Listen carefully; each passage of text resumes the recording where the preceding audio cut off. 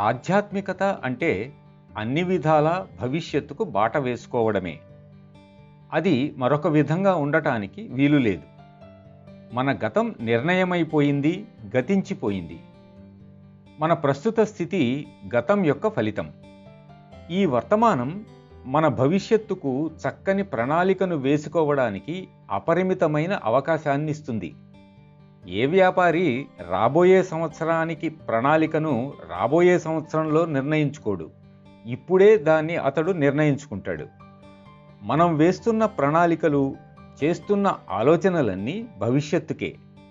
ప్రణాళికను వేయడంలో 2-3 అంశాలున్నాయి. గతంలోని మన ఆచరణను సమీక్షించుకోవడం, గతంలో మనమేదో తప్పు చేశామన్న భావనతో కాక, మన ఆచరణను ఏ విధంగా అభివృద్ధి చేసుకోవాలి, గతంలో చేసిన తప్పులు మళ్ళీ మళ్ళీ చేయకుండా ఏమి చేయాలి అని నిర్ణయించడానికి మనం సమీక్ష చేసుకుంటాం. ఆధ్యాత్మికతలో కూడా మనం ఇదే చేస్తాం, చేయాలి.